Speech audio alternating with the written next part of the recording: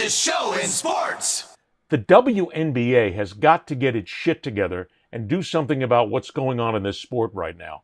Because for a sport that's growing exponentially and people are enjoying it, and they're actually seeing the outstanding athleticism of these basketball players, they are allowing Caitlin Clark to get the crap kicked out of her on a nightly basis. The officiating is awful.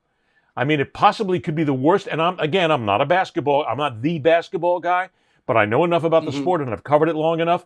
This is the worst officiating I've seen in any professional sport in my life. And the way they're allowing Clark to get beat up, they've got to do something here, because you've got an angry facet of WNBA players, whether they're jealous of Caitlin Clark, whether they're jealous of the money she makes, whether it's a racial element between the black players are upset that she's a white player getting a lot of accolades. Put it all in there because it's all fair. It's all part of the argument. But something's got to be done because they're losing what is the savior of the sport. I say it out loud. Caitlin Clark helped to move the WNBA to a new level that they've never experienced before. She has helped. She's making everybody millions of dollars. And they got to do something to make this sport not safer, but at least get the officiating right, for crying out loud, Mike. It's awful when you watch the hack attacks that a lot of these players are in. And I'll tell you what, I'll even go one further. The WNBA is 50-50. Maybe not 50-50, 70-30. 70% of the players are outstanding, really great athletes. 30% are hack attack goons, is all they are at that point, just looking to come in and barely play the game, but make it a physical game because they don't have the skills to play real good basketball. Well, I could take apart some of that, but please do. But your central point, I think, is worth talking about, which is why bite the hand that feeds you. And in many ways, Caitlin Clark, there's a reason why the WNBA, and a friend of mine, a good friend of mine, Mitch Thompson, I met him in Mexico because he was a G League coach for the Mexico City Capitanes. Young guy, but like old soul. And we've just become really good friends. And he recently got a job with the Seattle Storm as an assistant under Noel Quinn, the head coach. And shout out to the Storm, by the way. They beat the Liberty and the Lynx, the two best teams in the league recently. But anyway, the Storm, the Storm is now.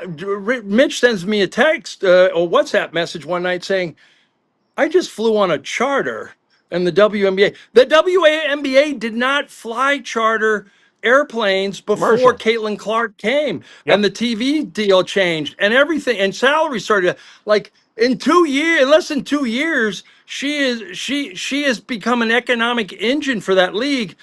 And look, I will say this: she talks shit. She gives as good as she gets. There's no doubt about it. If you watch a lot of things that happen after the play, Caitlin's right in there. Right, and she's scrawny, so she's so she looks like she's taking the worst of it, and she does because she's not as big as some of these athletes, but.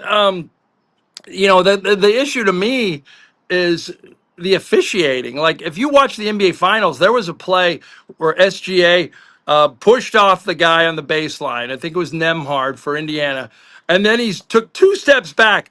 He not only had committed an offensive foul, he committed a travel in front of the referee, Scott Foster, who didn't even look at his feet.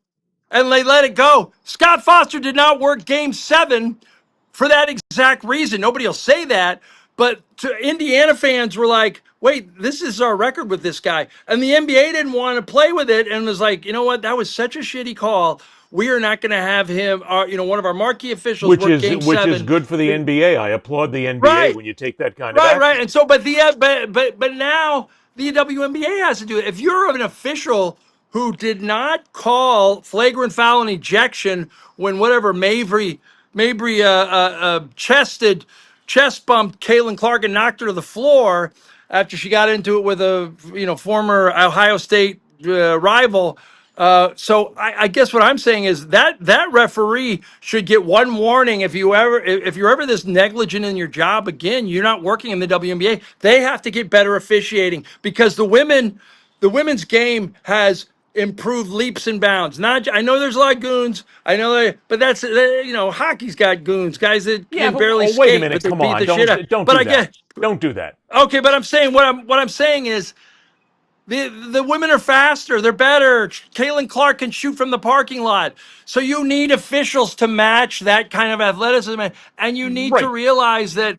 Yeah, I don't know if you don't put a bubble around Caitlin Clark, but you No, see, that's just it. certainly That's the one thing, Mike. I'm not saying call differently for Caitlin Clark. I'm not saying protect her to the point of changing the rules of the right. game. I'm saying call the game fairly on all sides because you have a facet of players in the WNBA right now who, for whatever reason, is trying to prove that we can be just as tough, just as physical, just as nasty as the Yeah. guys. Okay, we get it. But the problem with it is a lot of the officiating is letting them get away with it and letting some of these fouls just basically slide by the board, and you're going to get players hurt. And if you hurt your star, then you're going to have people who won't come out to the game. So I realize it's a tough nut to kind of balance here. You don't want to protect her. I get that. You don't want to protect Yeah. anybody. Call the game fair to both sides, though, and stop missing so many calls because the officiating sucks right now.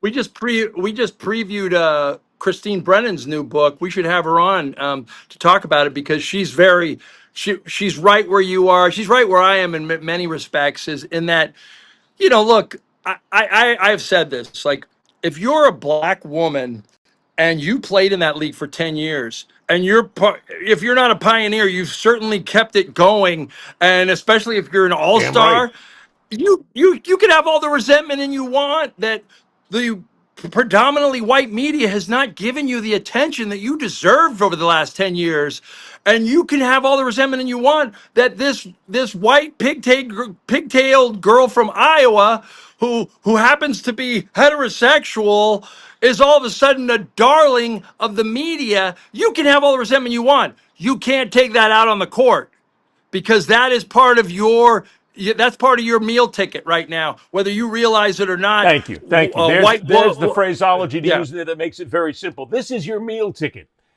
Caitlin Clark right now is the meal ticket for the WNBA, and she's earned it. She is that good. It's not like they're ascending her to some kind of a pivotal role here that she hasn't earned. She's that good.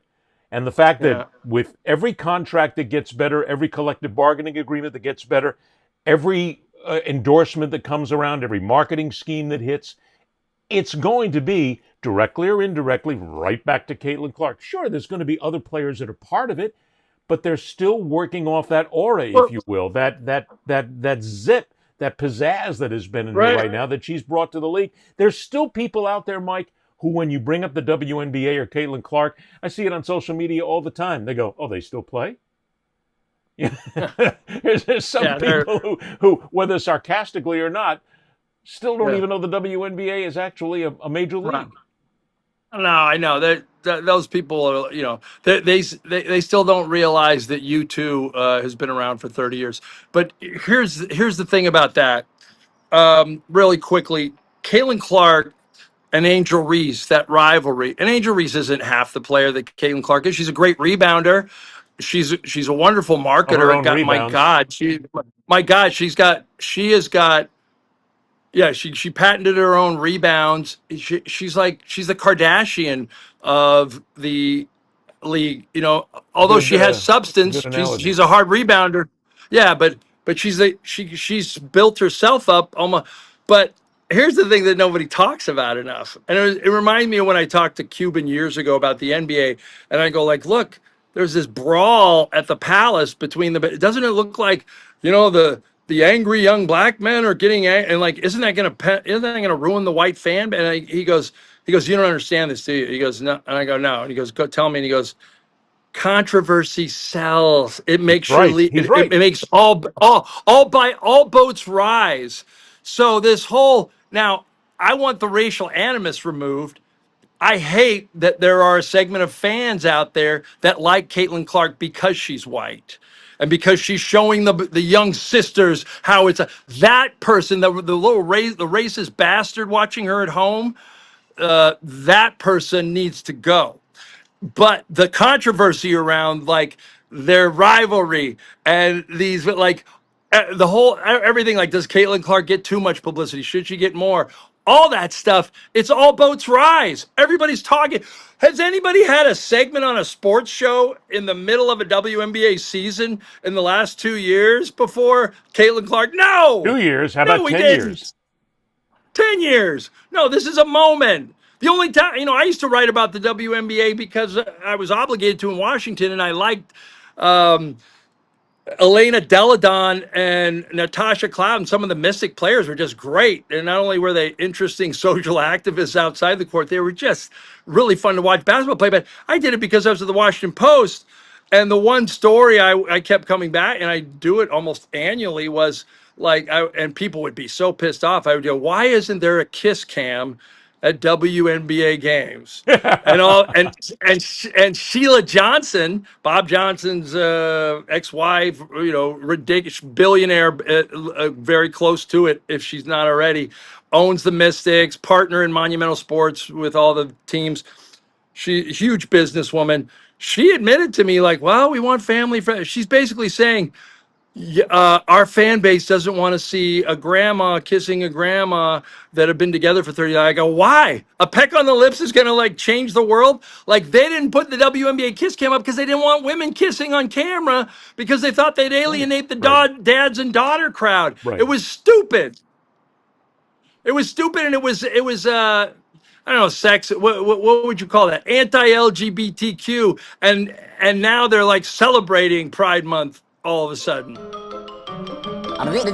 That's all, folks.